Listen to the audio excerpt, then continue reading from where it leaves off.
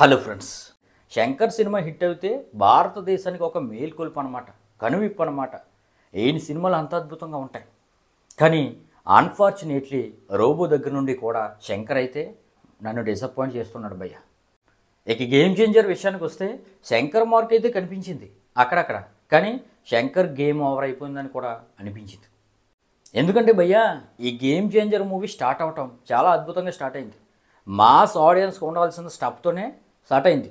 మీరు ట్రైలర్ లాస్ట్లో ఆ సీన్ కూడా చూశారు. చాలా అద్భుతంగా ఉందిరా, చాలరా బాబు, శంకర్ కంబ్యాక్ ఇవ్వబోతున్నాడు అనే విధంగా అనిపించింది భయ్య. కానీ ఆ తర్వాత మొదలైంది.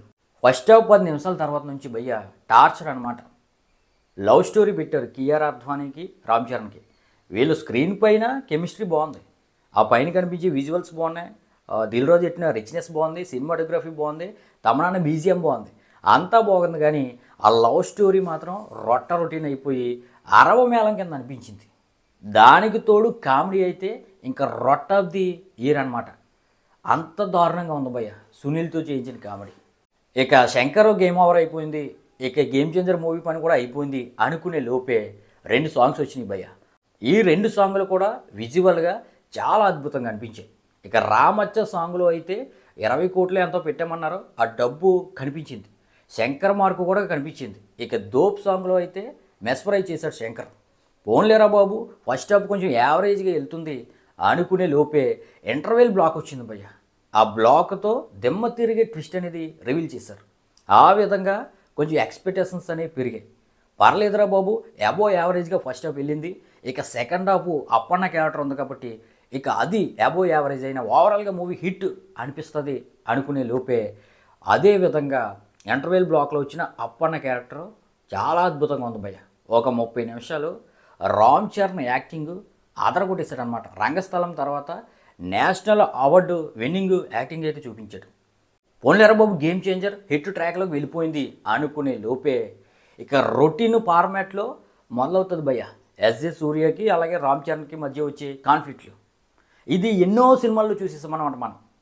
ఇప్పుడు మనం కొత్త వరల్డ్ బిల్డింగ్తో సినిమాలు చూస్తున్నాం.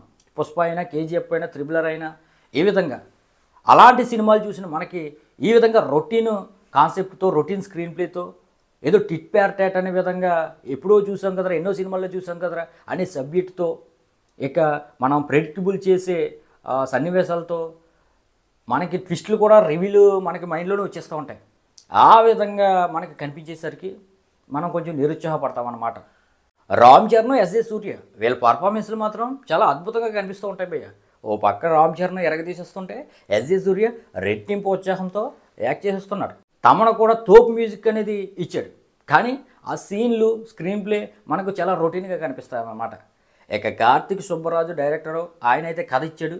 ఆ కథ ఎంత రొటీన్గా ఎలా రాశాడో అంత పెద్ద డైరెక్టరు, ఎంత పెద్ద డైరెక్టర్ శంకర్ ఎలా తీసుకున్నాడా అని నాకైతే అనిపించింది భయ్య. ఇక నానా హైరానా సాంగ్ అయితే ఫస్ట్ హాఫ్లో రాలేదు, కొన్ని సెకండ్ హాఫ్లోనైనా వస్తుంది అనుకునే లోపే ఆ సాంగ్ అయితే ఎక్కడ కనిపించలేదు.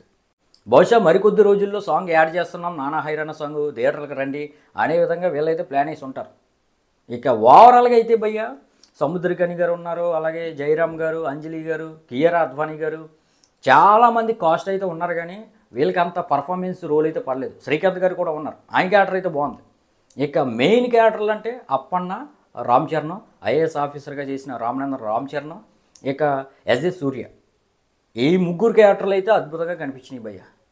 ఇక ఓవరాల్గా అయితే మాత్రం ఒక రొటీన్ ఫార్మేట్లో, రొటీన్ మెసేజ్తో, రొటీన్ శంకర్ అయితే మనకైతే దర్శనమిచ్చాడు అనమాట. మరి నాకైతే యావరేజ్గా అనిపించింది.